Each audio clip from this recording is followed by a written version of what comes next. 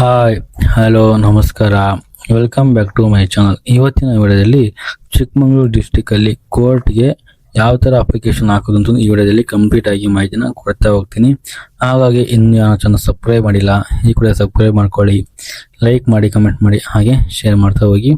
In case ನಿಮ್ಗೆ doubt ಇದ್ರೆ comment box ಅಲ್ಲಿ ತಿಳಿಸ್ತಾ ಹೋಗಿ. ಇವಾಗ ಡಿಸ್ಟಿಕ್ ಕೋರ್ಟ್ ಚಿಕ್ಕಮಗಳೂರಲ್ಲಿ ಕೋರ್ಟ್ ಒಳಗೆ ಯಾವ ತರ ಅಪ್ಲಿಕೇಶನ್ ಆಗೋದು ನಿಮಗೆ ತಿಳಿಸ್ಕೊಡ್ತಾ ಹೋಗ್ತೀನಿ. ಡಿಸ್ಕ್ರಿಪ್ಷನ್ ಬಾಕ್ಸ್ ಅಲ್ಲಿ ನಿಮಗೆ ಡೈರೆಕ್ಟ್ ಆಗಿರುವ ಅಪ್ಲೈ ನ ಕ್ಲಿಕ್ ಕೊಡ್ತೀನಿ. ಅಪ್ಲೈ ಅದನ್ನ ಕ್ಲಿಕ್ ಮಾಡ್ಕೊಂಡು ಡೈರೆಕ್ಟ್ ನಿಮಗೆ ಈ ಪೇಜ್ ಇಂಟರ್ಫೇಸ್ ಓಪನ್ ಆಗುತ್ತೆ. ಓಕೆನಾ?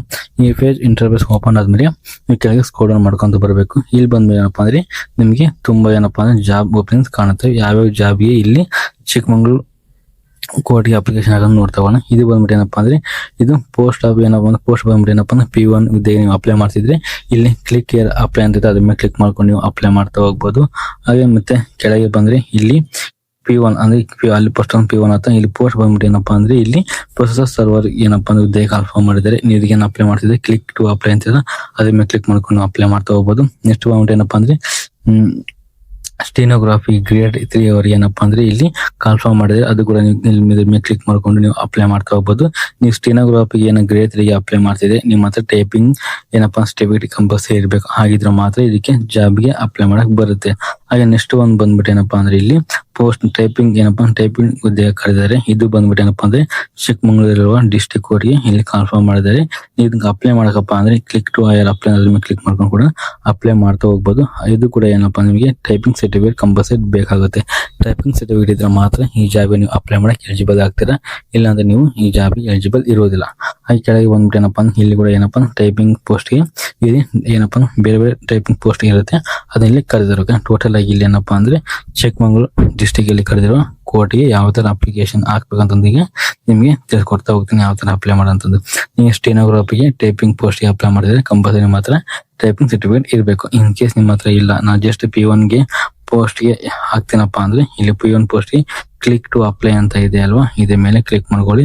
ಇದ್ರ ಮೇಲೆ ಕ್ಲಿಕ್ ಮಾಡ್ಕೊಂಡಾದ್ಮೇಲೆ ನಿಮಗೆ ನೆಕ್ಸ್ಟ್ ಪೇಜ್ ರೀಡೇಟ್ ಆಗ್ತದೆ ಅಂತಂದು ಇಲ್ಲಿ ನಿಮಗೆ ಇನ್ಸ್ಟ್ರಕ್ಷನ್ ಕೊಡ್ತಾ ಇದ್ದಾರೆ. ಇದ್ರ ಓಕೆ ಮೇಲೆ ಕ್ಲಿಕ್ ಮಾಡ್ಕೊಳ್ಳಿ. ಓಪನ್ ಕ್ಲಿಕ್ ಮಾಡ್ಕೊಂಡಾದ್ಮೇಲೆ ನಿಮ್ಗೆ ಏನಪ್ಪಾ ಅಂದ್ರೆ ನಿಮ್ಗೆ ಈ ತರ ಬೇರೆ ವೆಬ್ಸೈಟ್ ಓಪನ್ ಆಗುತ್ತೆ. ಓಕೆನಾ? ನಿಮ್ಮ ಹತ್ರ ಸ್ವಲ್ಪ ನೆಟ್ವರ್ಕ್ ಸ್ಲೋ ಇದೆ. ಓಕೆ ಕ್ಲಿಕ್ ಮಾಡ್ಕೊಂಡಾದ್ಮೇಲೆ ನಿಮಗೆ ಈ ತರ ಇಂಟರ್ಫೇಸ್ ಓಪನ್ ಆಗುತ್ತೆ. ಯಾವ ತರ ಅಪ್ಲಿಕೇಶನ್ ಆಗೋದಂತಂದು ಇಲ್ಲಿ ನೀವೇನಾದ್ರೂ ಡೈರೆಕ್ಟ್ ಅಪ್ಲಿಕೇಶನ್ ಹಾಕೋಕ್ ಮುಂಚೆ ಕೆಳಗೆ ಕೊಟ್ಟಿರೋ ಇನ್ಸ್ಟ್ರಕ್ಷನ್ ಕಂಪಲ್ಸರಿ ಓದ್ಕೋಬೇಕು. ಅದು ನಮಗೆ ತಿಳಿಸ್ಕೊಡ್ತಾ ಹೋಗ್ತೀನಿ. ಓಕೆನಾ? ಯಾವ ತರ ಇನ್ಸ್ಟ್ರಕ್ಷನ್ ಕೊಟ್ಟಿದ್ದಾರೆ ಅಂತಂದು ಇಲ್ಲಿ ಏಜ್ ಲಿಮಿಟ್ ಕೊಟ್ಟಿದ್ದಾರೆ. ಜನರಲ್ ಕ್ಯಾಟಗರಿ ಬಂದ್ಬಿಟ್ಟು ನಿಮಗೆ 18 ವರ್ಷ 40 ವರ್ಷ ಒಳಗಿದ್ರೆ ಈ ಜಾಬ್ಗೆ ಅಪ್ಲೈ ಮಾಡಕ್ಕೆ ಎಲಿಜಿಬಲ್ ಇರ್ತೀರಾ. ಹಾಗೆ 2A 2B 3A ಕ್ಯಾಟಗರಿ ವಿದ್ಯಾರ್ಥಿಗಳಿಗೆ 18 ವರ್ಷ 43 ವರ್ಷ ಒಳಗಿದ್ರೆ ಅಪ್ಲೈ ಮಾಡಬಹುದು. ಹಾಗೆ SC/ST ವಿದ್ಯಾರ್ಥಿಗಳಿಗೆ 45 ವರ್ಷ ಒಳಗಿದ್ದಾರೆ ಎಲ್ಲ ಕೂಡ ಈ ಜಾಬ್ಗೆ ನೀವು ಅಪ್ಲೈ ಮಾಡಕ್ಕೆ ಎಲಿಜಿಬಲ್ ಇರ್ತೀರಾ. ಈ ಜಾಬ್ಗೆ ಅಪ್ಲೈ ಮಾಡಕಪ್ಪ ಅಂದ್ರೆ ಏನ್ ಡಾಕ್ಯುಮೆಂಟ್ ಬೇಕಂತ ಕೇಳಿದಾರಪ್ಪ ಅಂದ್ರೆ SSLC ಸರ್ಟಿಫಿಕೇಟ್ ಕಂಪಲ್ಸರಿ ಬೇಕು. ಹಾಗೆ ನಿಮ್ದು SSLC ಕ್ವಾಲಿಫಿಕೇಶನ್ ಆಗಿದ್ರೆ ಮಾತ್ರ ಈ ಜಾಬ್ ನೀವು ಅಪ್ಲೈ ಮಾಡಕ್ ಎಲಿಜಿಬಲ್ ಇರ್ತೀರಾ. ನೆಕ್ಸ್ಟ್ ಬಂದ್ಬಿಟ್ಟು ಫೋಟೋ ಮತ್ತೆ ಸಿಗ್ನೇಚರ್ ಯಾವ ಸೈಜ್ ಅಲ್ಲಿ ಅಪ್ಲೈ ಮಾಡ್ಕೊಂಡು ಅವ್ರು ಕಂಪ್ಯೂಟರ್ ತಿಳಿಸಿದ್ದಾರೆ. ಹೈಟ್ ಬಂದ್ಬಿಟ್ಟು ನಿಮಗೆ 5 ಸೆಂಟಿಮೀಟರ್ ಇರಬೇಕು.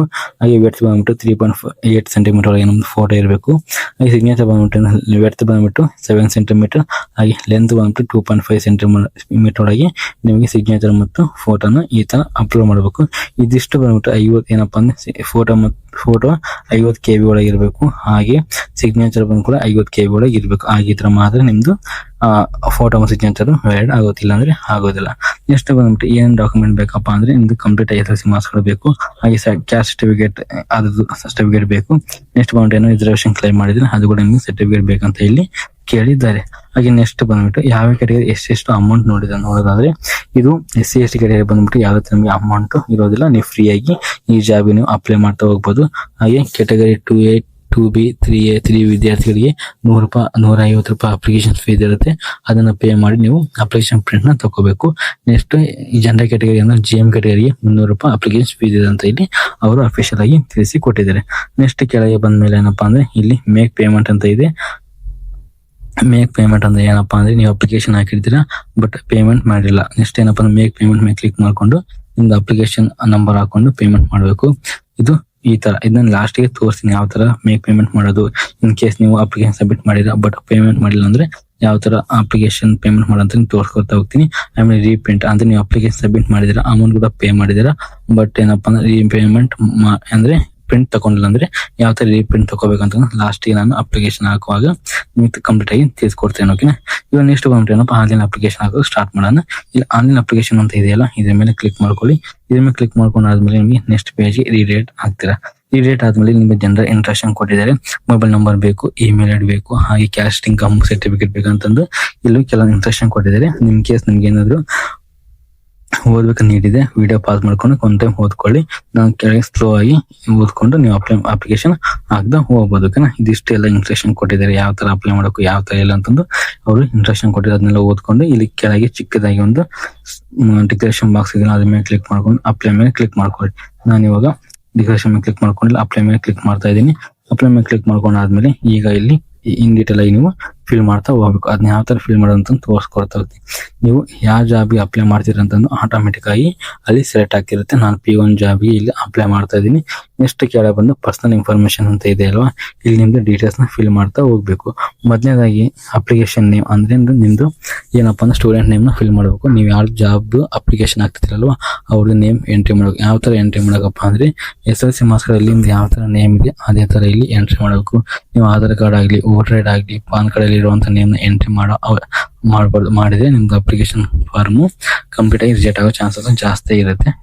ಹಾಗಾಗಿ SSLC ಮಾರ್ಕ್ಸ್ ಅಲ್ಲಿ ಯಾವ ತರ ನೇಮ್ ಇರುತ್ತೆ ಅದೇ ತರ ಎಂಟ್ರಿ ಮಾಡ್ಕೋಬೇಕು. ಹಾಗೆ SSLC ಮಾರ್ಕ್ಸ್ ಅಲ್ಲಿ ಯಾವ ತರ ತಂದೆ ಹೆಸರಿರುತ್ತೆ ಅದೇ ತರ ಎಂಟ್ರಿ ಮಾಡಬೇಕು.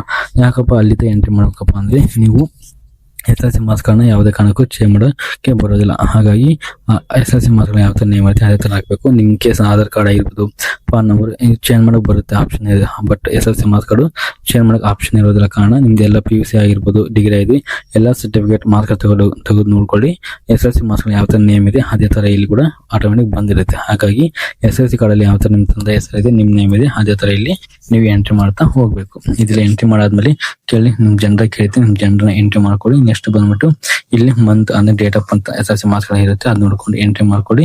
ನೆಕ್ಸ್ಟ್ ನಿಮ್ದು ಒರಿಜಿನಲ್ ಬೇರೆ ಇರುತ್ತೆ, ಡೂಪ್ಲಿಕೇಟ್ ಬೇರೆ ಇರುತ್ತೆ, ಬಟ್ ಅಲ್ಲಿ ವೇರಿಯೇಷನ್ ಇರುತ್ತೆ. ಹಾಗಾಗಿ SSLC ಮಾರ್ಕ್ಸ್ ಗಳಲ್ಲಿ ಯಾವ ತರ ನಿಮ್ದು ಡೇಟ್ ಆಫ್ ಬರುತ್ತೆ ಅದೇ ತರ ಇಲ್ಲಿ ಎಂಟ್ರಿ ಮಾಡ್ತಾ ಹೋಗ್ಬೇಕು. ನೆಕ್ಸ್ಟ್ ಬಂದ್ಬಿಟ್ಟು ಇಲ್ಲಿ ಏನ್ ಮಾಡಕಪ್ಪ ಅಂದ್ರೆ ನೆಕ್ಸ್ಟ್ ಕ್ಯಾಟಗರಿ ಕ್ಲೇಮ್ ಮಾಡಬೇಕು. ನೀವು SC ST ಕ್ಯಾಟಗರಿ ಆಗಿದ್ರೆ, OBC ಕ್ಯಾಟಗರಿ ಆಗಿದ್ರೆ ಅದನ್ನ ಕ್ಲೇಮ್ ಮಾಡಬೇಕು. ಇಲ್ಲಿ SC ಕ್ಯಾಟಗರಿ ಸ್ವಲ್ಪ ಚೇಂಜ್ ಮಾಡಿದ್ರೆ ಅದನ್ನ ಇಂಡಿಯೇಟ್ ಆಗಿ ಹೇಳ್ತಾ ಹೋಗ್ತೀನಿ. ಇಲ್ಲಿ ಕ್ಯಾಟಗರಿ SC ಕ್ಯಾಟಗರಿ ಸೆಲೆಕ್ಟ್ ಮಾಡ್ಕೊಂಡ್ರೆ ಇಲ್ಲಿ ಇಲ್ಲಿ ಏನಪ್ಪಾ ಅಂದ್ರೆ ಕ್ಯಾಟಗರಿ ಸೆಲೆಕ್ಟ್ ಕ್ಯಾಟಗರಿ ಅಂತ ತೋರಿಸ್ತಾ ಇದ್ದೀನಿ. ಇದು ಸೆಲೆಕ್ಟ್ ಮೇಲೆ ಕ್ಲಿಕ್ ಮಾಡ್ಕೊಂಡ್ರೆ ಇಲ್ಲಿ ಗ್ರೂಪ್ ಇದು ABC ಅಂತ ಬರುತ್ತೆ. ಅಂದ್ರೆ ಈಗ ಒಳ ಮೀಸಲು ಆಗಿರೋ ಕಾರಣ ನೀವು SC ST ಕ್ಯಾಟಗರಿಗೆ ನೀವು ಗ್ರೂಪ್ A ಒಳಗೆ ಬರ್ತೀರಾ, ಗ್ರೂಪ್ B ಒಳಗೆ ಬರ್ತೀರಾ, ಗ್ರೂಪ್ C ಒಳಗೆ ಬರ್ತೀರಾ ಅಂತಂದು ಇದನ್ನ ನೀವು ಕಂಪಲ್ಸರಿ ಕ್ಲಿಕ್ ಮಾಡ್ಬೇಕು. ಇದನ್ನ ಈಗ ನಿಮ್ದು ಹಳೆ ಸರ್ಟಿಫಿಕೇಟ್ ಇರ್ತದೆ, ಅದನ್ನ ವ್ಯಾಲಿಡ್ ಇರಲ್ಲ. ಹಾಗಾಗಿ ಈಗ ಒಳ ಮೀಸಲು ಎಲ್ಲ ಚೇಂಜ್ ಮಾಡೋ ಕಾರಣ ನಿಮ್ದು ಹೊಸದಾಗಿ ಕ್ಯಾಸ್ಟ್ ಇನ್ಕಮ್ ಕಂಪಲ್ಸರಿ ಮಾಡ್ಕೋಬೇಕು. ಕ್ಯಾಸ್ಟ್ ಇನ್ಕಮ್ ಮಾಡಿಸುವಾಗ ಅಲ್ಲಿ ನೀವು ಯಾವ ಕ್ಯಾಟಗರಿ ಬರ್ತೀರಾ ಅಂತಂದು ಅಲ್ಲಿ ಆಟೋಮೆಟಿಕ್ ಆಗಿ ಅವ್ರು ಎಂಟ್ರಿ ಮಾಡ್ತಾ ಹೋಗ್ತಾರೆ. ಹಾಗಾಗಿ SC ಕ್ಯಾಟಗರಿ ಏನಾಗಿದೆ ನಿಮ್ದು ಫಸ್ಟ್ ಕ್ಯಾಸ್ಟ್ ಇನ್ಕಮ್ ನ ಕಂಪ್ಲೀಟ್ ಆಗಿ ಚೇಂಜ್ ಮಾಡಿಸ್ಬೇಕು. ಇನ್ ಕೇಸ್ ನೀವೇನಾದ್ರು SC ಕ್ಯಾಟಗರಿ ಆಗಿದ್ರೆ, ಜನರಲ್ ಕ್ಯಾಟಗರಿ ಆಗಿದ್ರೆ ನಿಮ್ಗೆ ಯಾವ ತರ ಈ ತರ ಸೆಲೆಕ್ಟ್ ಬಿ ಅಂತ ಮಾಡೋ ಅವಶ್ಯಕತೆ ಇರೋದಿಲ್ಲ. ಓಕೆನಾ.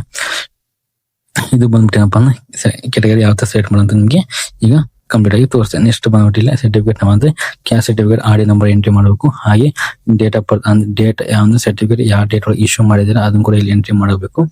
ಎಂಟ್ರಿ ಮಾಡಾದ್ಮೇಲೆ ಕೆಳಗೆ ರಿಸರ್ವೇಶನ್ ಕ್ಲೇಮ್ ಮಾಡ್ತಾ ಬರಬೇಕು. ಇವಾಗ ರಿಸರ್ವೇಶನ್ ಕ್ಲೇಮ್ ಮಾಡಬೇಕಂಪ ಅಂದ್ರೆ ನೀವು ರೂಲರ್ ಏನಾದ್ರು ಬರ್ತಿದ್ರೆ ರೂಲರ್ ಸರ್ಟಿಫಿಕೇಟ್ ನಂಬರ್ ಅಂದ್ರೆ ಇಶ್ಯೂ ಮಾಡಿರೋ ಡೇಟ್ ನ ಎಂಟ್ರಿ ಮಾಡಬೇಕು. ನೆಕ್ಸ್ಟ್ ಹ್ಯಾಂಡಿಕ್ಯಾಪ್ ವಿದ್ಯಾರ್ಥಿ ಆಗಿದ್ರೆ ಆಲ್ರೆಡಿ ಹ್ಯಾಂಡಿಕ್ಯಾಪ್ ವಿದ್ಯಾರ್ಥಿಗಳ ಸರ್ಟಿಫಿಕೇಟ್ ಕೊಟ್ಟಿರ್ತಾರೆ, ಅದನ್ನ ಏನಪ್ಪಾ ಸರ್ಟಿಫಿಕೇಟ್ ನಂಬರ್ ಎಂಟ್ರಿ ಮಾಡಬೇಕು. ನೆಕ್ಸ್ಟ್ ಏನಪ್ಪಾ ಅಂದ್ರೆ ಇಲ್ಲಿ ಕನ್ನಡ ಮೀಡಿಯಂ ಒಳಗೆ ಬರ್ತಿದ್ರೆ ಕನ್ನಡ ಮೀಡಿಯಂ ಸರ್ಟಿಫಿಕೇಟ್ ಡೇಟ್ ನ ಎಂಟ್ರಿ ಮಾಡಬೇಕು.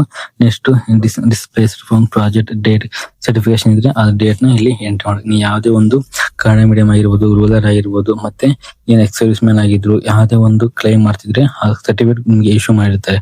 ಆ ಇಶ್ಯೂ ಮಾಡಿರೋ ಸರ್ಟಿಫಿಕೇಟ್ ನ ನಂಬರ್ ಇಲ್ಲಿ ಕಂಪ್ಯೂಟರ್ ಏನಪ್ಪ ಇಲ್ಲೆಲ್ಲ ಎಂಟ್ರಿ ಮಾಡ್ಬೇಕು. ಇಲ್ಲಿ ಬಾಕ್ಸ್ ಕೊಟ್ಟಿದ್ರಲ್ವಾ, ಇಲ್ಲಿ ಬಾಕ್ಸ್ ಕೊಟ್ಟಿದ್ರಲ್ವ, ಇಲ್ಲೆಲ್ಲ ನೀವು ಕಂಪಲ್ಸರಿ ಎಂಟ್ರಿ ಮಾಡ್ಬೇಕು. ಎಂಟ್ರಿ ಮಾಡಿದ್ರೆ ಮಾತ್ರ ಏನಪ್ಪಾ ಅಂದ್ರೆ ನಿಮ್ದು ಸರ್ಟಿಫಿಕೇಟ್ ವ್ಯಾಲಿಡ್ ಆಗುತ್ತೆ, ಮತ್ತೆ ರಿಸರ್ವೇಶನ್ ಕ್ಲೈಮ್ ಮಾಡಕ್ಕೆ ನೀವು ಕ್ವಾಲಿಫೈ ಆಗ್ತೀರಾ. ಅದಾದ್ಮೇಲೆ ಏನಪ್ಪಾ ಅಂದ್ರೆ ಇಲ್ಲಿ ನೆಕ್ಸ್ಟ್ ನೀವು Karnataka state census organisation of India ಒಳಗೆ ಬರ್ತೀರಾ ಅಂತ ಕೇಳಿದ್ರೆ ಎಸ್ ಅಂತ ಹಾಕಿ ನೋಡಿದ್ರೆ ನೋ ಅಂತ ಹಾಕೊಳ್ಳಿ. ನೆಕ್ಸ್ಟ್ ಬಂದ್ಬಿಟ್ಟು ಏನಪ್ಪಾ ಏಜ್ ಎಲೆಕ್ಷನ್ ಕೇಳಿದ್ರೆ ನಿಮ್ ಕ್ಯಾಟಗರಿ ವೈಸ್ ನಿಮ್ಗೆ ಏನಾದ್ರು ಏಜ್ ಜಾಸ್ತಿ ಇದೆನಾ, ನಿಮ್ಗೆ ಏಜ್ ಎಲೆಕ್ಷನ್ ಬೇಕಂತ ಕೇಳ್ತಿದ್ರೆ ಎಷ್ಟಿದ್ರೆ ಎಸ್ ಅಂತ ಹಾಕೊಳ್ಳಿ, ನೋ ಇದ್ರೆ ನೋ ಅಂತ ಹಾಕೊಂಡು ನೀವು ನೆಕ್ಸ್ಟ್ ಪ್ರೊಸೆಸ್ ನ ಮಾಡ್ತಾ ಹೋಗ್ಬೇಕು. ಹಾಗೆ ನೆಕ್ಸ್ಟ್ ಬಂದ್ಬಿಟ್ಟು ಏನಪ್ಪಾ ಅಂದ್ರೆ ನೆಕ್ಸ್ಟ್ ಬಂದ್ಬಿಟ್ಟು ಏನಪ್ಪಾ ಅಂದ್ರೆ ಇಲ್ಲಿ ಮ್ಯಾರೇಜ್ ಸ್ಟೇಟಸ್ ಅಂದ್ರೆ ನಿಮಗೆ ಮ್ಯಾರೇಜ್ ಆಗಿದ್ದಿಲ್ಲ ಅಂತ ಕೇಳ್ತಾ ಇದೆ. ಓಕೆನಾ, ನೀವೇನಾದ್ರೂ ಮ್ಯಾರೇಜ್ ಆಗಿದ್ರೆ ಎಸ್ ಅಂತ ಕೊಟ್ಟು ಆಮೇಲೆ ಮ್ಯಾರೇಜ್ ಅಲ್ಲಿ ನಿಮ್ಗೆ ಹುಡುಗ ಆಗಿದ್ರೆ ಹೆಂಡತಿ ಹೆಸರಲ್ಲಿ ಎಂಟ್ರಿ ಮಾಡಬೇಕು. ಹುಡುಗಿ ಆಗಿದ್ರೆ ಇಲ್ಲಿ ಗಂಡನ ಹೆಸರಲ್ಲಿ ಎಂಟ್ರಿ ಮಾಡಬೇಕು. ಇಲ್ಲಿ ಅನ್ಮ್ಯಾರಿಡ್ ಆಗಿದ್ರೆ ಅನ್ಮ್ಯಾರಿಡ್ ಕ್ಲಿಕ್ ಮಾಡ್ಕೊಂಡು ನೆಕ್ಸ್ಟ್ ಪ್ರೊಸೆಸ್ಗೆ ಹೋಗ್ಬೇಕು. ನೆಕ್ಸ್ಟ್ ಬಂದು 8ನೇ ಸ್ಟೇಜ್ ಬಂದ್ಬಿಟ್ಟು ಸಿಟಿಜನ್ ಕೇಳ್ತಾ ಇದೆ. ಸಿಟಿಜನ್ ಇಂಡಿಯಾ ಅಂತ ಇರುತ್ತೆ, ಅಲ್ಲಿ ಎಸ್ ಅಂತ ಏನಪ್ಪಾ ಅಂದ್ರೆ ಎಸ್ ಅಂತ ಟೈಪ್ ಮಾಡ್ಕೊಂಡ್ರೆ ಇದು ಮುಗೀತು. ಇದು ಬಂದ್ಬಿಟ್ಟು ಏನಪ್ಪಾ ಅಂದ್ರೆ ಎಕ್ಸ್ಟ್ರಾಕ್ಷನ್ ಬಗ್ಗೆ ಆಯ್ತು. ನೆಕ್ಸ್ಟ್ ಬಂದ್ಬಿಟ್ಟು ಕಾಂಟ್ಯಾಕ್ಟ್ ಇನ್ಫಾರ್ಮೇಶನ್ ಬಗ್ಗೆ ಸ್ವಲ್ಪ ಕೇರ್ಫುಲ್ ಆಗಿ ನೋಡ್ಕೊಳ್ಳಿ. ಏನಪ್ಪಾ ಅಂದ್ರೆ ಇಲ್ಲಿ ಪ್ರೆಸೆಂಟ್ ಅಡ್ರೆಸ್ ಮತ್ತೆ ಇಲ್ಲಿ ಪರ್ಮನೆಂಟ್ ಅಡ್ರೆಸ್ ಅಂತ ಇದೆ. ಪ್ರೆಸೆಂಟ್ ಅಡ್ರೆಸ್ ಒಳಗೆ ಫಸ್ಟ್ ತಿಳಿಸ್ತಾ ಹೋಗ್ತೀನಿ. ನೀವೇನಾದ್ರೂ ಬೇರೆ ಕಡೆ ಕೋಚಿಂಗ್ ಹೋಗಿದ್ರೆ, ತುಂಬಾ ವರ್ಷಗಳಿಂದ ಬೇರೆ ಊರಲ್ಲಿ ಇದ್ದು ಓದ್ತಾ ಇದ್ದೆ ಅಂದ್ರೆ ಆ ಅಡ್ರೆಸ್ ನ ಎಂಟ್ರಿ ಮಾಡಿ. ಯಾಕಪ್ಪ ಅಂದ್ರೆ ಅಲ್ಲಿಂದ ನಿಯರ್ ಏನಪ್ಪಾ ನಿಮ್ಗೆ ಎಕ್ಸಾಮ್ ಸೆಂಟರ್ ಆಗ್ತದೆ. ಹಾಗಾಗಿ ನೀವು ಎಲ್ಲೇ ಓದ್ತಿದ್ರೆ ಆ ಎಕ್ಸಾಮ್ಸ್ ಹೋಗ್ತಿದ್ರೆ ಆ ಅಡ್ರೆಸ್ ಹಾಕೊಂಡ್ರೆ ಅದೇ ನಿಯರ್ ಅಕ್ಕಪಕ್ಕ ಇರೋ ಎಕ್ಸಾಮ್ ಸೆಂಟರ್ ಕೊಡ್ತಾರೆ. ನೆಕ್ಸ್ಟ್ ಪರ್ಮನೆಂಟ್ ಅಡ್ರೆಸ್ ಬಂದ್ಬಿಟ್ಟು ನೀವು ಹುಟ್ಟಿದಂತ ಸ್ಥಳ, ನಿಮ್ಮ ಊರು ಇರುವಂತ ನಿಮ್ ತಂದೆ ತಾಯಿ ಇಲ್ಲಿದ್ದಾರೆ ಆ ಅಡ್ರೆಸ್ ಕೊಟ್ರೆ ನಿಮ್ಗೆ ಯಾವುದೋ ಒಂದು ನಿಮ್ಗೆ ಪೋಸ್ಟ್ ಆಗ್ಲಿ ಏನೋ ಬಂದು ಕೂಡ ಈ ಅಡ್ರೆಸ್ ಬರ್ತಾ ಹೋಗುತ್ತೆ. ಓಕೆನಾ, ಜಸ್ಟ್ ಇದು ಪ್ರೆಸೆಂಟ್ ಎದಕ್ಕೆ ಕೊಟ್ಟಿದಾರಪ್ಪ ಅಂದ್ರೆ ಸ್ಟೂಡೆಂಟ್ಗೆ ಸ್ವಲ್ಪ ಹೆಲ್ಪ್ ಆಗ್ಲಿ, ನಿಯರ್ ಎಕ್ಸಾಮ್ ಲೊಕೇಶನ್ ಬೀಳಿ ಅನ್ನೋ ಕಾರಣಕ್ಕೆ ಏನಪ್ಪಾ ಅಂದ್ರೆ ಅವರು ಇಲ್ಲಿ ಪ್ರೆಸೆಂಟ್ ಅಡ್ರೆಸ್ ನ ಕೊಟ್ಟಿರ್ತಾರೆ. ಹಾಗಾಗಿ ನಿಮ್ಗೆ ಯಾವ್ದು ಅನುಕೂಲ ಆಗುತ್ತೆ. ಇಲ್ಲಪ್ಪ ನಾವು ಎರಡು ಒಂದೇ ಕಡೆ ಇದೀವಿ ಅಂದ್ರೆ ಪ್ರೆಸೆಂಟ್ ಅಡ್ರೆಸ್ ಮತ್ತೆ ಏನಪ್ಪಾ ಅಂದ್ರೆ ಪರ್ಮನೆಂಟ್ ಅಡ್ರೆಸ್ ಎಸ್ ಅಂತ ಹಾಕೊಂಡ್ರೆ ಆಟೋಮೆಟಿಕ್ ಅದು ಫೆಚ್ ಆಗುತ್ತೆ. ಬಟ್ ಬೇರೆ ಸ್ಟೂಡೆಂಟ್ ಎಲ್ಲ ಪ್ರೆಸೆಂಟ್ ಬೇರೆ ಕಡೆ ಇರ್ತಾರೆ, ಪರ್ಮನೆಂಟ್ ಎಲ್ಲೋ ಇರ್ತಾರೆ. ಪರ್ಮನೆಂಟ್ ಅಡ್ರೆಸ್ ಹಾಕೊಳ್ಳಿ. ಪ್ರೆಸೆಂಟ್ ಅಂದ್ರೆ ನೀವು ಎಲ್ಲಿದ್ದೀರ ಅಂತ ಹಾಕೊಂಡ್ರೆ ಅದು ನೀರಿರೋ ಲೊಕೇಶನ್ಗೆ ನಿಮ್ಗೆ ಎಕ್ಸಾಮ್ ಸೆಂಟರ್ ಬೀಳ್ತಾ ಹೋಗುತ್ತೆ. ಇಲ್ಲಿ ನಿಮ್ದು ಅಡ್ರೆಸ್ ಎಂಟ್ರಿ ಮಾಡ್ಕೊಳ್ಳಿ. ಆಮೇಲೆ ಏರಿಯಾ ಯಾವ ಏರಿಯಾ ಒಳಗಿದ್ರೆ ಅದನ್ನ ಎಂಟ್ರಿ ಮಾಡ್ಕೊಳ್ಳಿ. ಸ್ಟೇಟ್ ಆಗಿರ್ಬೋದು, ಡಿಸ್ಟಿಕ್ ಮತ್ತೆ ತಾಲೂಕಿನಲ್ಲಿ ಕಂಪ್ಲೀಟ್ ಆಗಿ ಎಂಟ್ರಿ ಮಾಡ್ಕೊಂಡಾದ್ಮೇಲೆ ಕೆಳಗೆ ಪಿನ್ ಕೋಡ್ ಅಂತ ಇದೆ. ಪಿನ್ ಕೋಡ್ ಮೇಲೆ ನಿಮ್ದು ಯಾವ ಪಿನ್ ಕೋಡ್ ಆ ಏರಿಯಾದಲ್ಲಿರೋ ಪಿನ್ ಕೋಡ್ ಹಾಕೊಂಡ್ರೆ ನಿಮ್ದು ಡೀಟೇಲ್ಸ್ ನ ಫಿಲ್ ಆದಂಗೆ. ನೆಕ್ಸ್ಟ್ ಬಂದ್ಬಿಟ್ಟು ಪರ್ಮನೆಂಟ್ ಅಡ್ರೆಸ್ ನ ಅದೇ ತರ ಫಿಲ್ ಮಾಡ್ಕೊಂತ ಬನ್ನಿ. ಫಿಲ್ ಮಾಡ್ಕೊಂಡು ಆದ್ಮೇಲೆ ಇಲ್ಲಿ ಕೆಳಗೆ ನಿಮ್ ಫೋನ್ ನಂಬರ್ ಅಂತ ಕೇಳ್ತಾ ಇದೆ, ನಿಮ್ ಮೊಬೈಲ್ ನಂಬರ್ ಮತ್ತೆ ಇಲ್ಲಿ ಕೆಳಗೆ ಇಮೇಲ್ ಐಡಿ ಕೇಳ್ತಾ ಇದೆ. ಇಮೇಲ್ ಐಡಿ ಮತ್ತೆ ಫೋನ್ ನಂಬರ್ಗೆ ನಿಮ್ದು ಅಪ್ಲಿಕೇಶನ್ ರೆಫರೆನ್ಸ್ ನಂಬರ್ ಕಂಪಲ್ಸರಿ ಬಂದೇ ಬರುತ್ತೆ. ಹಾಗಾಗಿ ನೀವು ಕೊಡುವಂತ ಇಮೇಲ್ ಐಡಿ ಮತ್ತು ಮೊಬೈಲ್ ನಂಬರ್ ಆಲ್ವೇಸ್ ನೀವು ಯೂಸ್ ಮಾಡ್ತಿರ್ಬೇಕು. ಮೋಸ್ಟ್ ಇಂಪಾರ್ಟೆಂಟ್ ಅಂದ್ರೆ ತುಂಬಾ ಜನ ಇಮೇಲ್ ಐಡಿ ಆಕ್ಟಿವ್ ಇರೋದಿಲ್ಲ. ಅದನ್ನ ನೀವು ಕೊಡುವಂತ ಇಮೇಲ್ ಆಕ್ಟಿವ್ ಆಗಿರ್ಬೇಕು. ಯಾಕಪ್ಪ ಅಂದ್ರೆ ಎಕ್ಸಾಮ್ ಡೇಟ್ ಅನೌನ್ಸ್ ಆದಾಗೆ ನಿಮ್ ಡೇಟ್ ಏನಪ್ಪಾ ಅಂದ್ರೆ ಮೇಲ್ಗೆ ನೋಟಿಫಿಕೇಶನ್ ಬರುತ್ತೆ. ಹಾಗಾಗಿ ಮತ್ತೆ ಮೇಲ್ ಐಡಿ ಮತ್ತು ಮೊಬೈಲ್ ನಂಬರ್ ಚೆನ್ನಾಗಿರೋದು ಆಲ್ವೇಸ್ ಯೂಸ್ ಮಾಡೋದನ್ನ ಕೊಡಬೇಕು. ಓಕೆನಾ, ನೆಕ್ಸ್ಟ್ ಬಂದ್ಬಿಟ್ಟು ಏನಪ್ಪಾ ಅಂದ್ರೆ ಲ್ಯಾಂಡ್ ಲೈನ್ ಅಂತ ಕಂಡಿದೆ, ಅದು ಆಪ್ಷನ್ ಆಗಿರುತ್ತೆ. ಕೊಡ್ಬೋದು, ಬಿಟ್ರೆ ಬಿಡ್ಬೋದು. ಓಕೆ, ನೆಕ್ಸ್ಟ್ ಬಂದ್ಬಿಟ್ಟು ಏನಪ್ಪಾ ಅಂದ್ರೆ ಇಲ್ಲಿ ಯೂನಿಯನ್ ಆಫ್ ಇಂಡಿಯಾ ಸ್ಟೇಟ್ ಏನ್ ಕೊಟ್ಟಿದೆ. ನೀವೇನಾದ್ರೂ ಯೂನಿಯನ್ ಸ್ಟೇಟ್ ಆಫ್ ಗೌರ್ಮೆಂಟ್ ಒಳಗೆ ವರ್ಕ್ ಮಾಡ್ತಿದ್ರೆ ಎಸ್ ಅಂತ ಕೊಡಿ, ನೋ ಅಂತ ಕೊಡಿ. ಆಮೇಲೆ ನೆಕ್ಸ್ಟ್ ಬಂದ್ಬಿಟ್ಟು ಏನಪ್ಪಾ ಅಂದ್ರೆ ಇಲ್ಲಿ ವೆದರ್ ಏನಾದ್ರು applicant it was the any civil crime proceeding ಅಂತ ಇದೆ. ನೀವೇನೋ ಕ್ರೈಮ್ ಒಳಗೆ ಏನಾದ್ರು ಇನ್ವಾಲ್ವ್ ಆಗಿದ್ದೀರಾ, ಇನ್ ಕೇಸ್ ಇನ್ವಾಲ್ವ್ ಆಗಿದ್ರೆ ಯಾಕೆ ಇನ್ವಾಲ್ವ್ ಆಗಿದೆ ಅಂತಂದು ಇಲ್ಲಿ ನೀವು 100 ಕ್ಯಾಟ್ ಒಳಗೆ ಬರೀಬೇಕು. ಓಕೆ, ನೀವು ಇನ್ ಕೇಸ್ ಇನ್ವಾಲ್ವ್ ಆಗಿದ್ರೆ ನಿಮ್ದು ಜಾಬ್ ಆಗೋ ತುಂಬಾ ಕಡಿಮೆ ಇರುತ್ತೆ. ಹಾಗೆ ನೀವು ಜನನಾಗಿ ಆನ್ಸರ್ ಏನಪ್ಪಾ 100 ಲೆಟರ್ ಒಳಗೆ ಏನೋ ಜನನಾಗಿ ಆನ್ಸರ್ ಬರೆದಿದ್ರೆ ನಿಮ್ದು ಸ್ವಲ್ಪ ವ್ಯಾಲಿಡ್ ಆಗುತ್ತೆ. ಓಕೆನಾ, ಹಾಗಾಗಿ ನೀವೇನ ಕ್ರೈಮ್ ಒಳಗಿದ್ದೀರ ಅಂದ್ರೆ ಎಸ್ ಕೊಟ್ಟು ಯಾಕೆ ಕ್ರೈಮ್ ಒಳಗಿದ್ದೀರ ಅಂತಂದಲ್ಲಿ ನೀವು ಎಂಟ್ರಿ ಮಾಡಬೇಕು. ಎಂಟ್ರಿ ಮಾಡಾದ್ಮೇಲೆ ಕೆಳಗೆ ಚಿಕ್ಕದೊಂದು ಬಾಕ್ಸ್ ಇದೆ, ಚಿಕ್ಕದೊಂದು ಬಾಕ್ಸ್ ಕಾಣ್ತಾ ಇದೆ. ಈ ಬಾಕ್ಸ್ ಮೇಲೆ ಕ್ಲಿಕ್ ಮಾಡ್ಕೊಂಡು ಇಲ್ಲಿ ಪ್ರಿವ್ಯೂ ಅಂತ ಅಪ್ಲಿಕೇಶನ್ ಮೇಲೆ ಕ್ಲಿಕ್ ಮಾಡ್ಕೋಬೇಕು. ಪ್ರಿವ್ಯೂ ಅಂತ ಅಪ್ಲಿಕೇಶನ್ ಮೇಲೆ ಕ್ಲಿಕ್ ಮಾಡ್ಕೊಂಡಾದ್ಮೇಲೆ ಯಾವ ತರ ಶೋ ಆಗುತ್ತೆ ಅಂತ ನಿಮಗೆ ಕಂಪ್ಲೀಟ್ ಆಗಿ ತಿಳಿಸ್ಕೊಡ್ತಾ ಹೋಗ್ತೀವಿ. ನೆಕ್ಸ್ಟ್ ನೀವೆಲ್ಲ ಕಂಪ್ಲೀಟ್ ಆಗಿ ಡೀಟೇಲ್ಸ್ ಎಲ್ಲ ಫಿಲ್ ಮಾಡಾದ್ಮೇಲೆ ನಿಮಗೆ ಅಲ್ಲಿ ಚಿಕ್ಕದಾಗಿ ಬಾಕ್ಸ್ ಕಾಣುತ್ತೆ. ಬಾಕ್ಸ್ ಮೇಲೆ ಕ್ಲಿಕ್ ಮಾಡ್ಕೊಂಡು ಪ್ರಿವ್ಯೂ ಮೇಲೆ ಕ್ಲಿಕ್ ಮಾಡ್ಕೊಳ್ಳಿ. ಪ್ರಿವ್ಯೂ ಮೇಲೆ ಕ್ಲಿಕ್ ಮಾಡ್ಕೊಂಡಾದ್ಮೇಲೆ ನಿಮಗೆ ಈ ತರ ಇಂಟರ್ಫೇಸ್ ಓಪನ್ ಆಗುತ್ತೆ. ಅಂದ್ರೆ ನಿಮ್ದು ಅಪ್ಲಿಕೇಶನ್ ಫಾರ್ಮ್ ಓಪನ್ ಆಗುತ್ತೆ. ಇಲ್ಲಿ ಬಂದ್ಬಿಟ್ಟು ನಿಮ್ಮ ನೇಮು, ತಂದೆ ಹೆಸರು, ಡೇಟ್ ಆಫ್ ಬರ್ತ್ ಹಾಗೆ ಆರ್ ಡಿ ನಂಬರ್ ಎಲ್ಲ ಶೋ ಆಗುತ್ತೆ. ಅಲ್ಲೆಲ್ಲ ನಿಮ್ಮ ನೇಮ್ ಕೆಳಗೆ ಚಿಕ್ಕದ ಬಾಕ್ಸ್ ಇರುತ್ತೆ, ಅದ್ರ ಮೇಲೆ ಕ್ಲಿಕ್ ಮಾಡ್ಕೊಳ್ಳಿ. ಇನ್ ಕೇಸ್ ನಿಮ್ಮ ನೇಮ್ ಇದ್ದು ಅದ್ರ ಮೇಲೆ ಬಾಕ್ಸ್ ಮೇಲೆ ಕ್ಲಿಕ್ ಮಾಡ್ಕೊ ಅಂದ್ರೆ ನೀವು ಸರಿ ಇದೆ ಅಂತಂದು ಅಲ್ಲಿ ಕ್ಲಿಕ್ ಮಾಡಿದ ಅಂತ ಅರ್ಥ. ಅದಾದ್ಮೇಲೆ ತಂದೆ ಹೆಸರು ಇರುತ್ತೆ, ಚಿಕ್ಕದಾಗಿ ಬಾಕ್ಸ್ ಇರುತ್ತೆ, ಅದ್ರ ಮೇಲೆ ಕ್ಲಿಕ್ ಮಾಡ್ಕೊಳ್ಳಿ. ಆರ್ ಡಿ ನಂಬರ್ ಇರುತ್ತೆ, ಅದು ಕರೆಕ್ಟ್ ಇದೆ, ಅದ್ರ ಮೇಲೆ ಚಿಕ್ಕದಾಗಿ ಬಾಕ್ಸ್ ಇರುತ್ತೆ, ಅದ್ರ ಮೇಲೆ ಕ್ಲಿಕ್ ಮಾಡ್ಕೊಂಡಾದ್ಮೇಲೆ ನಿಮಗೆ ಈ ತರ ಇಂಟರ್ಫೇಸ್ ಓಪನ್ ಆಗುತ್ತೆ. ಎಲ್ಲ ಕಂಪ್ಲೀಟ್ ಆಗಿ ಏನಪ್ಪಾ ಅಂದ್ರೆ ಎಲ್ಲ ಚಿಕ್ಕದಾಗಿ ಬಾಕ್ಸ್ ಮೇಲೆ ಕ್ಲಿಕ್ ಮಾಡ್ಕೊಂಡಾದ್ಮೇಲೆ ಒನ್ ಟೈಮ್ ಕಂಪ್ಲೀಟ್ ಆಗಿ ಓದ್ಕೊಳ್ಳಿ. ನಾವು ಕೊಟ್ಟಿರುವಂತಹ ಡೀಟೇಲ್ಸ್ ಎಲ್ಲ ಕರೆಕ್ಟ್ ಇದೆ ಅಂತ ಒನ್ ಟೈಮ್ ಓದ್ಕೊಂಡಾದ್ಮೇಲೆ ಈ ಕೆಳಗೆ ಟೆಕ್ಸ್ಟ್ ಅಂತ ಇದೆಯಲ್ಲ, ಟೆಕ್ಸ್ಟ್ ಮೇಲೆ ಕ್ಲಿಕ್ ಮಾಡ್ಕೊಳ್ಳಿ. ಇದು ಯಾವ ತರ ಇಲ್ಲಿ ಕ್ಯಾಪ್ಚರ್ ಕೊಟ್ಟಿದ್ದೀರಿ ಅದನ್ನ ಇಲ್ಲಿ ಎಂಟ್ರಿ ಮಾಡ್ಕೊಳ್ಳಿ. ನಾನು ಎಂಟ್ರಿ ಮಾಡ್ತಾ ಇದ್ದೀನಿ. ಎಂಟ್ರಿ ಮಾಡಾದ್ಮೇಲೆ ಇಲ್ಲಿ ಕೆಳಗೆ ಡಿಸ್ಕ್ರಿಪ್ಷನ್ ಬಾಕ್ಸ್ ಇದೆ. ಓಕೆನಾ, ನಾನು ಕೊಟ್ಟಿರುವಂಥ ಎಲ್ಲ ಡೀಟೇಲ್ಸ್ ಕರೆಕ್ಟ್ ಆಗಿದೆ ಅಂತ ಅಂದು ನಾನು ಇದ್ರ ಮೇಲೆ ಕ್ಲಿಕ್ ಮಾಡ್ತಾ ಇದ್ದೀನಿ. ಕ್ಲಿಕ್ ಮಾಡಿ ಮೇಲೆ ಆದ್ಮೇಲೆ ಡಿಕ್ಲರೇಷನ್ ಮೇಲೆ ಕ್ಲಿಕ್ ಮಾಡ್ಕೊಳ್ಳಿ. ಆಮೇಲೆ ಸೇವ್ ಅನ್ ಕಂಟಿನ್ಯೂ ಮೇಲೆ ಕ್ಲಿಕ್ ಮಾಡ್ಕೊಳ್ಳಿ. ಸೇವ್ ಅನ್ ಕಂಟಿನ್ಯೂ ಮೇಲೆ ಕ್ಲಿಕ್ ಮಾಡ್ಕೊಂಡು ಆದ್ಮೇಲೆ ನಿಮಗೆ ಈ ತರ ಇಂಟರ್ಫೇಸ್ ಓಪನ್ ಆಗುತ್ತೆ. ಈ ತರ ಇಂಟರ್ಫೇಸ್ ಓಪನ್ ಆದ್ಮೇಲೆ ನಿಮ್ದು ಅಪ್ಲಿಕೇಶನ್ ಐಡಿ ಆಗಿರ್ಬೋದು, ಆಮೇಲೆ ಅದಕ್ಕಿಂತ ಮುಂಚೆ ಏನಪ್ಪ ಅಂದರೆ ನಿಮಗೆ ಇಲ್ಲಿ OTP ಬರುತ್ತೆ. ಓಕೆನಾ, ಇಲ್ಲಿ OTP ನೀವು ಇಲ್ಲಿ ಎಂಟ್ರಿ ಮಾಡ್ತಾ ಹೋಗ್ಬೇಕು. ಓಕೆ, ಅದಕ್ಕಿಂತ ಮುಂಚೆ ಇಲ್ಲಿ ತಿಳಿಸ್ಕೊಡ್ತಾ ಹೋಗ್ತೀನಿ. OTP ಎಂಟ್ರಿ ಮಾಡೋಕ್ಕಿಂತ ಮುಂಚೆ ನಿಮ್ದು ಯಾವ ಪೋಸ್ಟ್ ಅಪ್ಲೈ ಮಾಡೋದು ಶೋ ಆಗುತ್ತೆ, ಹಾಗೆ ಅಪ್ಲಿಕೇಶನ್ ರೆಫರೆನ್ಸ್ ನಂಬರ್ ಕೂಡ ಶೋ ಆಗುತ್ತೆ.